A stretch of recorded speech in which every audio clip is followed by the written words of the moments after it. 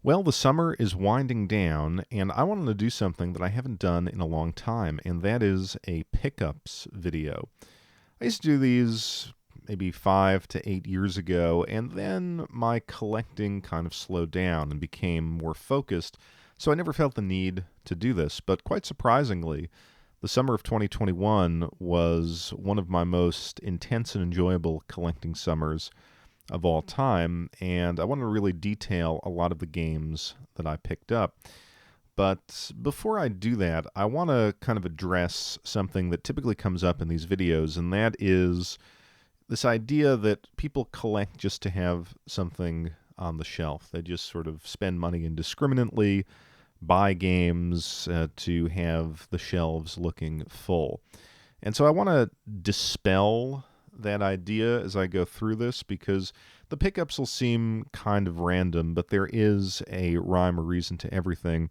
And I want to talk about my approach to game collecting these days. And my approach really can fall into three categories. So for me, there's category A, and that is must play games. These are games that, for whatever reason, I want to play right now. And they could be new releases from series that I like. For example, the Yakuza games, I typically buy them on day one. It could be a retro game that, for whatever reason, I have an itch to play. And I'll go out and I will buy those games. And I typically won't be overly concerned about price. I mean, I'm not going to significantly overpay for them. But if I have the time to play a game and the desire to play a game, I will pick that up and play it and open it if it is sealed. So those tend to be some of the most immediate and enjoyable purchases because I want to play them in the moment. Category B are what I call games of interest. And so for category B, these are games and genres that I like, or games where I know I'm not going to play them right now, but I feel like in the future I will get to them. And this kind of goes back to my lifestyle, and it's always been that I may not have time for most games at a given moment, but I do know that because of my job and kind of the different rhythms I go through in a year, there will be certain periods of downtime that I want to devote to gaming. So if I see a good deal on a game now, I will purchase it with the intent of playing it when my schedule allows. Now, sometimes it works out, sometimes it doesn't. And if you've seen my collection update video from a couple weeks ago, you'll see that I do have a lot of sealed games. And that is the result of buying a lot in Category B. Category B, for me, tends to be games that are between, I would say, $8 and $30. And they're typically new games from eStarland, Amazon, Walmart, things like that. So I'm not really overspending, and I really won't go over that $30 limit in most cases. But these are games that I know that I will enjoy or that I would be likely to enjoy. And then we have Category C, and I sort of call these, these are deals and not games. So these are situations, and I'll show a couple as this video goes on, of games that I know that I will not like. These are games that I would not seek out unless it was a really good deal. And sometimes as a collector and someone who's trying to build a collection, you'll have games, I think, in that category, and they're not immediate priorities, but at least I try to pick them up, but it has to be at a really significant discount. Seems kind of cynical. It's something that's really investment driven, perhaps, but on the flip side, I have discovered games through these purchases where I didn't think I would like them, but if they're opened and in good condition, I'll pick them up, and sometimes if they're not opened, I'll pick them up, but I'll play them and I'll say, hey, this is actually something that I did enjoy. So everything you're going to see in this video is going to be broken down into these categories. I'll point them out, and if you are, I'm going to start off with a little personal story. Something changed in my life very significantly over the summer. But if you're not interested in that, just you'll see in the description, skip over it and jump in to the games, which I'll kind of go through at a more brisk pace. All right, so here's the story I wanted to tell to give some context to my collecting this summer. I got married, and when I decided to get married, we put together kind of a smaller local wedding. On the morning of my marriage, I decided to play Mario Golf Super Rush. I loved the 3DS version of this game. And as I sat there, I kind of got up early, and there was really nothing I needed to do outside of get dressed. So I had about 3, 4 hours actually before I had to show up at the ceremony. And I said, you know what? I'm going to sit here. I'm going to play this game a little bit. And as I was playing it, I did it with, I'm not going to say a sense of resignation, but the knowledge that obviously my life would be changing. And I felt very comfortable in that moment thinking, you know what? I am going to need to pare back on the gaming. Again, wasn't sad about that. I think it's just a kind of a natural transition in life. I've waited a long time to get married. I've waited a long time to meet the right woman, and I did, and I felt very thankful. So as I was playing the game, there was this sort of combination of excitement, but also knowledge that things are going to change. And I was okay with that. Now, the game itself is not very good. In fact, I think it is a step back for the Mario Golf series. And I was like, well, if I have to go out this way, I could have perhaps picked a better game. But, I felt like this game was going to represent for me, again, not an end, but a change in my life.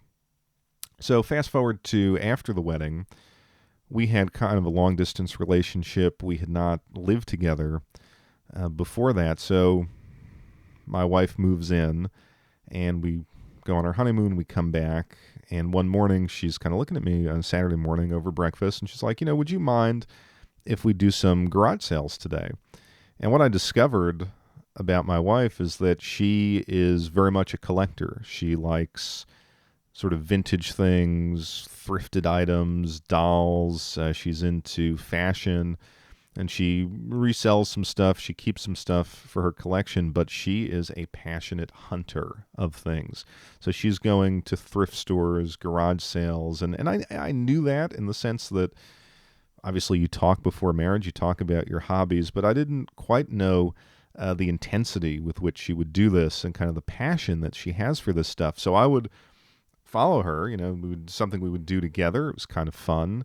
And as she was kind of looking at her collectibles and her fashion things to resell, I found some video games.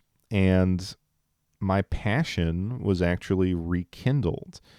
She is very, very active online, and she was like, oh, you got to check out Facebook Marketplace. You got to check out Mercari. And in doing that, I kind of discovered, was like, okay, I knew people were buying games on Mercari, but I wasn't motivated enough to look at it. But as she kind of introduced me to these things, I was like, wow, there's some deals to be had. There is some collecting to be done. So watching her motivated me, and it was kind of a snowball effect. She would show me her hauls for the week. I would show her my hauls, and it was just really a fun summer activity. So it's really thanks to her that I was able to really hunt down all these games, have some really great pickups, and have perhaps one of the greatest collecting summers in recent memory. So I'll start off by talking about my 3 games of the summer. I think if I look back on the summer of 2021, these will be the 3 games with which I spent the most time and have had the fondest memories. So the first one is River City Girls. Now, I had downloaded this from the Xbox Game Pass service a while back, but I had never really played it. And for my bachelor party, a friend of mine flew in to my hometown. We kind of grew up here together. And he's a guy that I hadn't seen, or I only see him about once a year. And we always do a little bit of gaming. That was our hobby back in the day. But it was kind of a surprise. He's like, hey, we're going to celebrate. I'm going to stay with you for a couple days. So in between all the bachelor party stuff, we would kind of come back to my place, and we were kind of thinking, okay, what game should we play? And it was River City Girls. And it was The first time that I really spent, a couple hours with this game, and it is an amazing game. It's actually one of the best beat 'em ups that I think I've played, and it was such a surprise. I kind of saw it as, this indie game. I'm not too thrilled with it, but once you jump in, it is incredibly well made, fun mechanics. It's a great multiplayer game, and we just had a blast with it. So when I think back to the kind of bachelor party weekend, it's going to be River City Girls, and he also had another sort of appointment in the area a couple weeks later, and he came back, and at that point he had met my wife, and what did we do? We all played River City Girls. So I think that's clearly one of my games of the summer. And because we had such a good time with it, I was like, okay, I got to get the physical copy of this game because it means something to me now. I have an emotional connection with it. And then I discovered, wow, this game is expensive. So I picked up the Asian release from PlayAsia. It was about $40. So I wish I had purchased the physical copy back in the day, but like I said, I needed a physical copy to commemorate the meaning it had for me this summer. Second game of the summer is Neo: The World Ends With You. I was really looking forward to this game. I had returned to the original, and as much as I kind of liked it back in the day, I found the touchscreen mechanics just to have aged, and it wasn't really that thrilling. So this game, I was looking forward to just kind of playing this style of game, but with a normal controller. And it really worked out. I grew up loving JRPGs. As an adult, I don't have a lot of time to play them. And yet I found myself drawn into this game, playing it for a couple hours every night. And I always say, for me personally, it's special when a video game draws you in like that. Now, I'm not going to say the story is great. This is your typical kind of JRPG, but with its own style and its own kind of unique, fast-paced presentation. I enjoyed the combat system. I like the leveling up of the buttons and things like that. I always thought that was kind of the best part of the game. So just to have all of that in a package I can play on my couch with a controller was awesome. And when you have that experience, particularly as kind of a jaded adult, when you can really look forward to coming back to a game, I think it's a really successful product. So I had a great time with it. And lastly, Flight Simulator on the Xbox Series X. Yes, I did pick up an Xbox Series X. I know I said I wasn't going to do it. I didn't have a lot of interest, but I was presented with an opportunity to get it kind of unexpectedly, and I knew that they were hard to find, so I just took the opportunity and bought it, not from a scalper, but at just the retail price. And one of the things that was kind of upsetting was at the time, there were not any exclusives. And at the end of July, this was a true exclusive. So it's something that I looked at on PC, and I was like, okay, let me give it a shot. It's a very technical game. I mean, you might almost say it's not really a game. I mean, it can get very, very technical. But I played through the tutorials, and I figured out the basics of flight. And one of the reasons why I liked it is it was actually very nostalgic for me. You can go to any airport in the world, basically. And again, you kind of have to, it's a huge thing to download, and there's all these little map packs and stuff like that. But I went crazy. I downloaded all, whatever it was, 500-600 gigabytes. And the end product was I could fly just about anywhere in the world. So when I was in high school and college, one of my best friends was a pilot. He got his pilot's license, and he had a Cessna Skyhawk 152, so one of the planes in the game. And we flew a lot of places, up and down the East Coast, just kind of him and me, having fun. And I was able to actually, plot the flights that we took back then in real life. Like, we would fly out of this airfield in the middle of nowhere in western New Jersey, and it was there, and it was accurate. And we would fly around the New York City area. We would fly down to North Carolina, and it was just such an accurate experience. Just seeing the approaches to some of the airports was, at least in my mind, very accurate. So I can't sort of recommend this game as a game, but it was certainly a nostalgic experience, and for a couple weeks there, I was playing it and enjoying it quite a bit.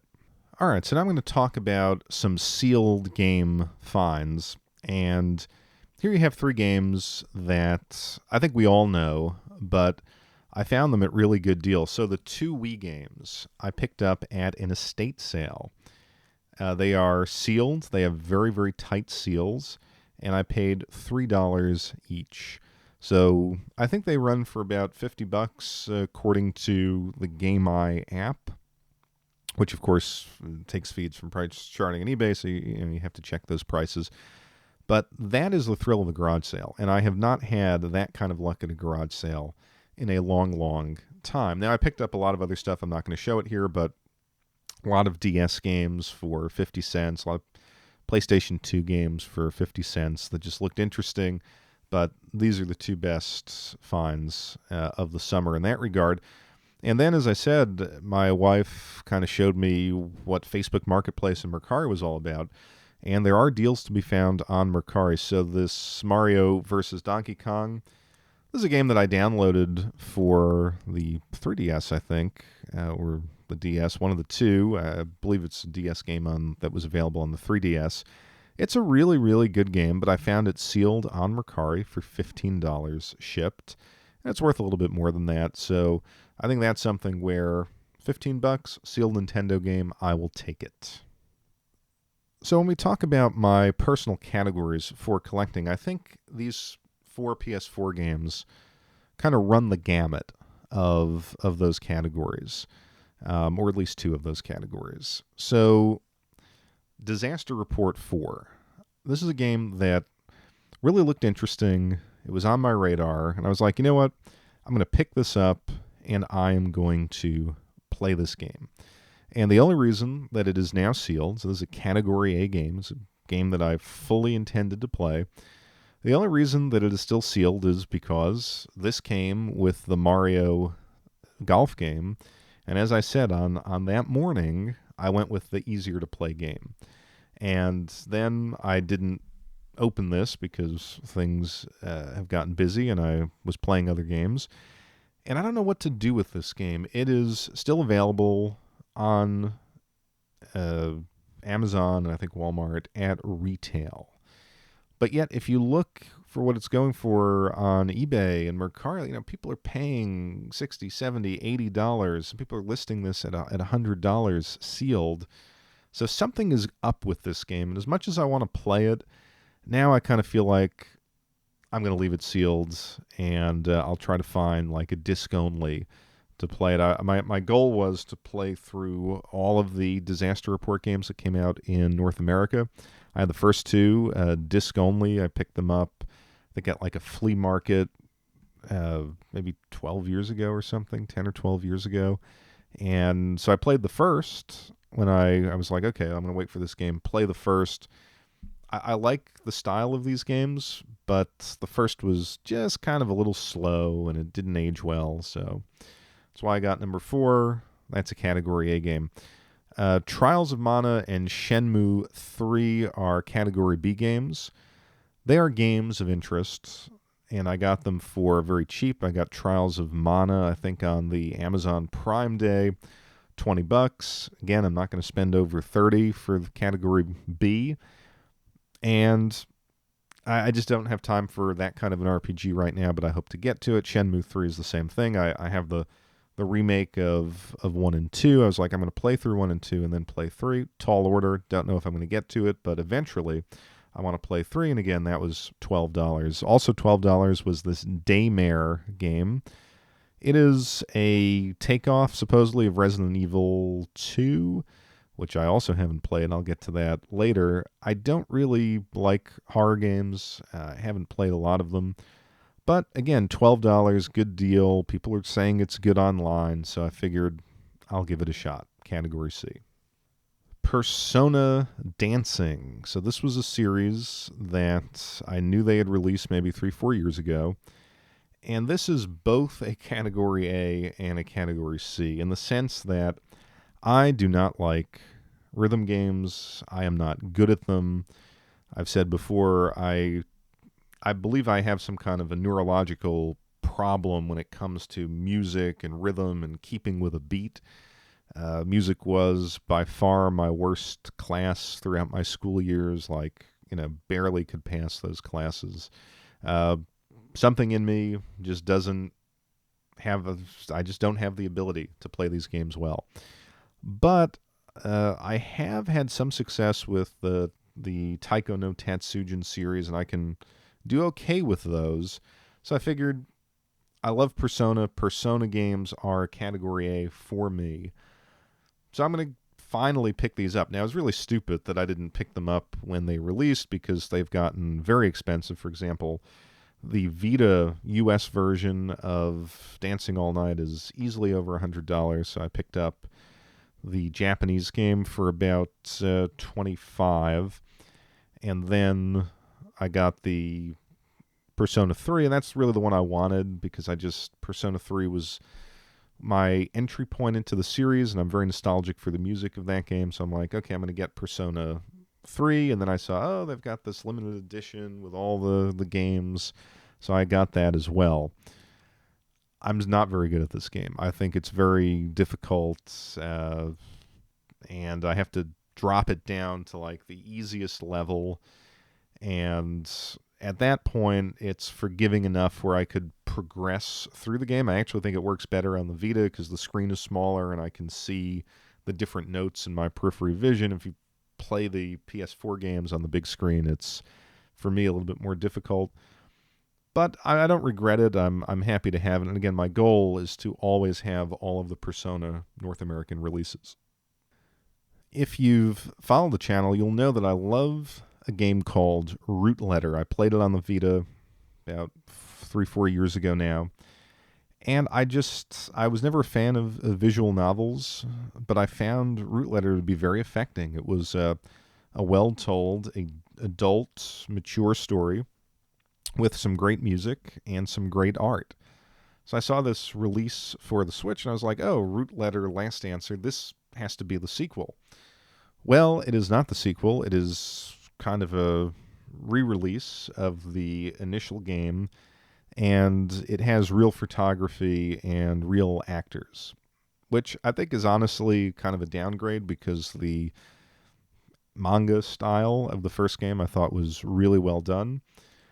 But I played it and I was like, oh, there's something about this game. I just get into it. And then I discovered, well, the real sequel is something called Root Film.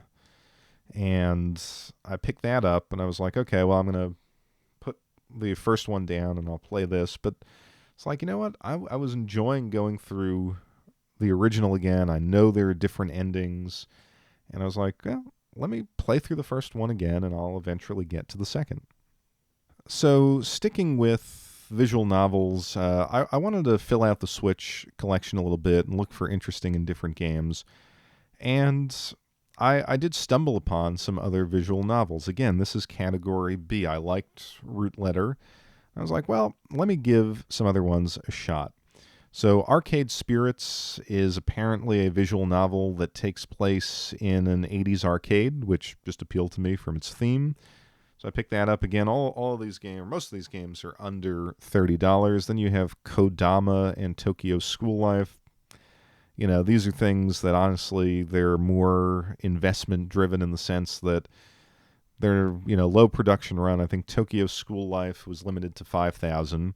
Again, it doesn't look bad, and I think if I played these games, I would have a certain degree of enjoyment. I find anime and manga to be kind of relaxing, and it kind of puts me to sleep, so it has a kind of therapeutic effect when I play them. But I can't see myself getting into these games anytime soon, but happy to have them in the collection. This Snack World is definitely Category B for me. It's a level 5 dungeon crawler hack and slash game. Looked really cool. That was a $20 find on Mercari. And then the Coma Double Cut. Again, horror game. I did pay a little bit more for this. I think this is going to be a rare game. But when I looked at some videos on YouTube, I was like, okay, I think I could get into this kind of a 2D, maybe Castlevania style game. I'm not sure exactly what it is. I didn't want to spoil the story too much, but it's a kind of investment pickup, but it's also something that, if the price tanks or doesn't go up significantly, I could see myself playing. And then I had to pick up Umehara Kawaze. If you follow the channel, you'll know that is one of my favorite platformers of all time. And I guess they came out with two games. One is almost looks like a Smash Brothers style game called Bazooka. And then there's Fresh, which is the one I picked up here. That's more of a traditional platformer. So I really wanted that one. And I saw that they had a special edition that looks like the Super Famicom box, which I did not have. I have the original Super Famicom version, just the cart. So I was like, okay, that has some nostalgic value for me. I'll pick it up. Shadowverse Champions Battle. This was Category A. It came out not too long ago, and when I saw what it was, I needed to play it. Didn't care what the price was. I paid full price for it. I think it was like $50. This is basically Hearthstone set in a Pokemon game. Now, I am not really a fan of the kind of high school Pokemon part of this game. It has a really terrible frame rate. The art is nice, but it's kind of clunky. But the card game is awesome. I was really into Hearthstone back in 2014, 2015. And my only problem with it was you needed to really invest a lot of time and money to be competitive. There was no single player mode. Well, this, as far as I can tell, is a single player Hearthstone. You collect the cards in the game. Doesn't seem like you have to spend real money at any point. I don't play the online because I don't have the Switch Online subscription. But I was able to put the game in. I was grinding. I haven't gotten that far in the sense that at the start of the game you're learning about the decks, you're building your decks, and I just went into collecting mode, getting as many cards as I could, trying out different deck combinations.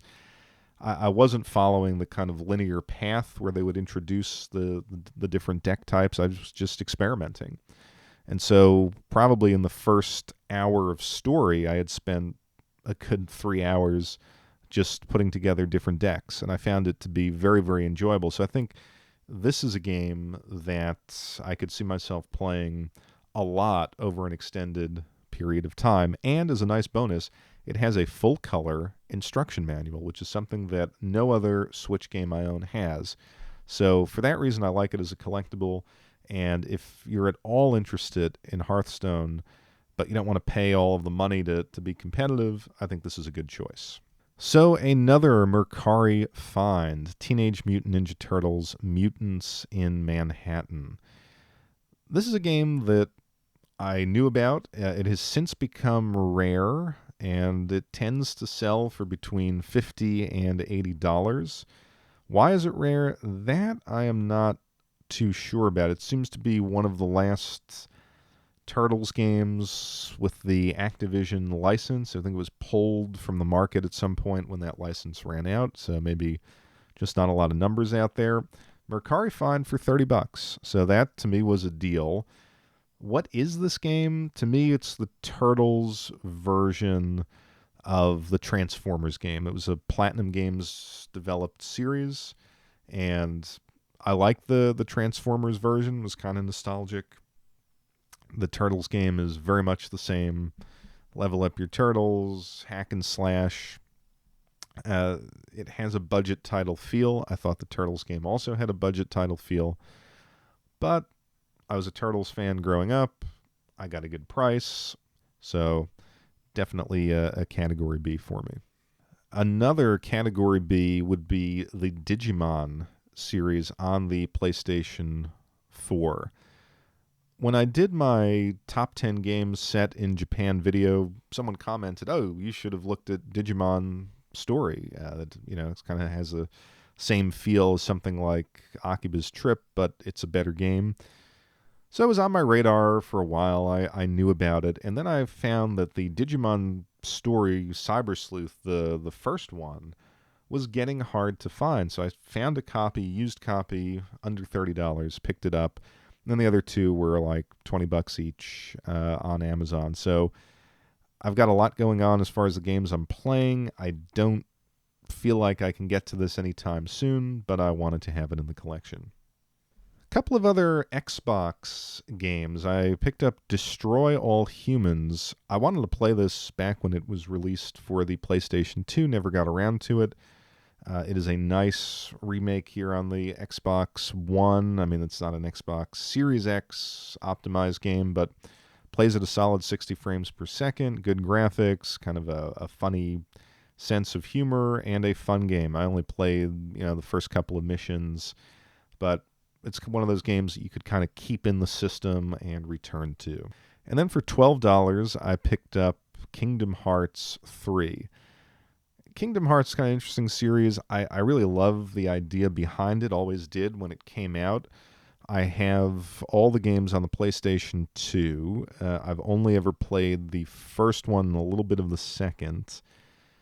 I find that I did not kind of like Disney growing up, and outside of the traditional Disney characters, nothing resonates with me. I've never seen Toy Story or any of the newer, Pirates of the Caribbean. So a lot of the humor and the voice acting and the references are lost on me. I do obviously like video games, so the Square Enix stuff was always what impressed me. It's a good game. I mean, it's seems to be well made.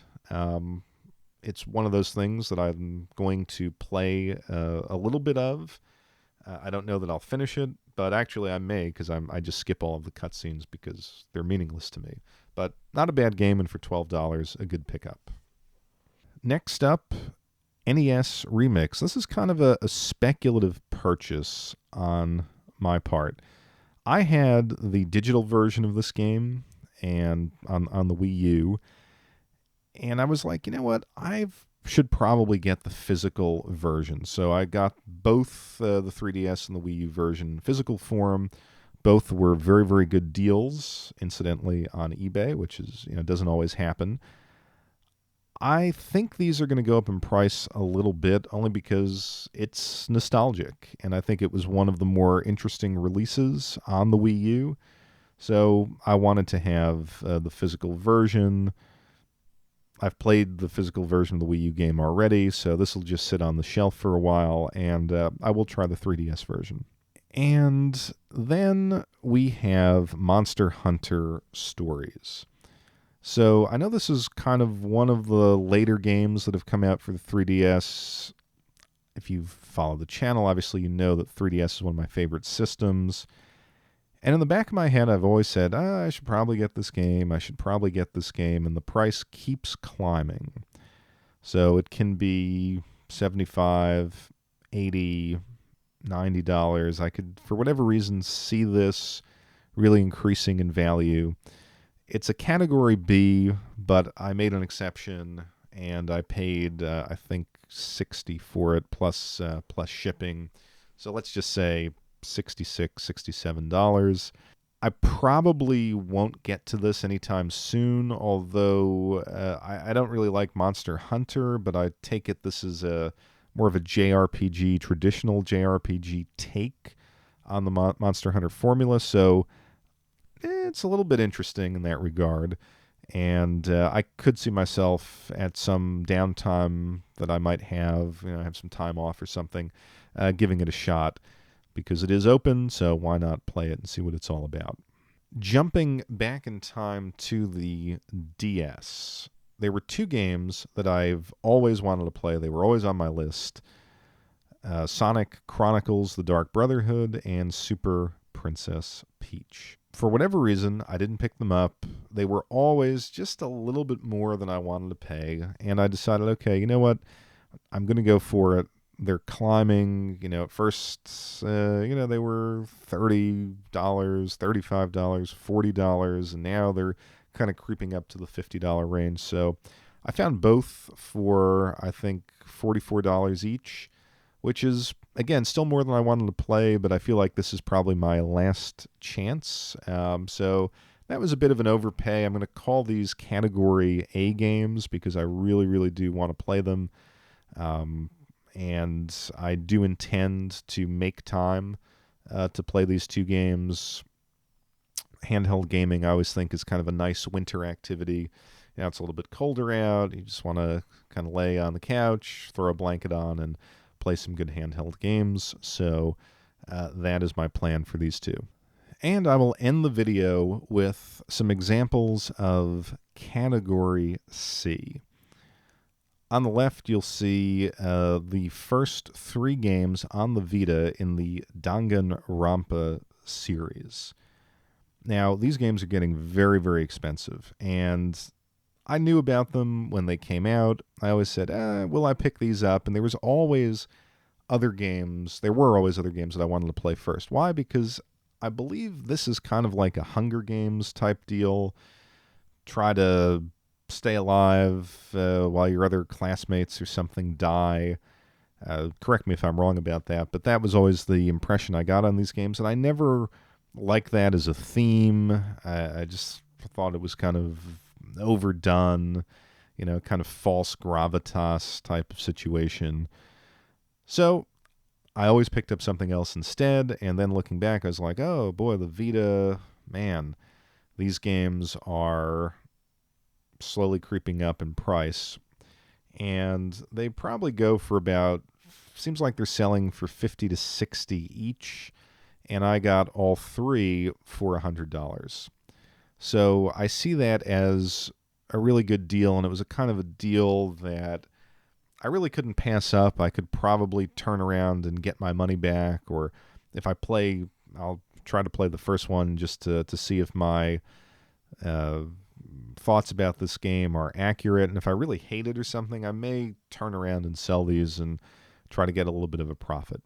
But I think they're some of the more desirable Vita games. I could see keeping them in my collection if they're any good and waiting to sell them in a couple of years, see where the prices go. I do feel compelled now to get the Killing Harmony one, which is the rarest. I think the last one, and that's hard to find for under $100. If I see a deal on that, I may jump on it. Next one is Punchline. This is a game in the Nunnery game series, like the Virtue's Last Reward. I mean, it's not technically in that series, but done by the same developers. I do have those games for I think I have that game for the 3DS. It's, again, not my favorite, but I figured I found the Punchline for under $20 sealed, so I would give that a shot. And then we have Resident Evil for the GameCube, which I found on Mercari for, I believe, $15. Maybe it might have been $18. But anyway, under $20. I don't like zombie movies. I don't like zombie games. I was never a fan of Resident Evil. I played number 4 on the GameCube because it was just supposed to be a good GameCube game. Wasn't thrilled with it. But yeah, it's a horror game. It's a classic. It's a GameCube game.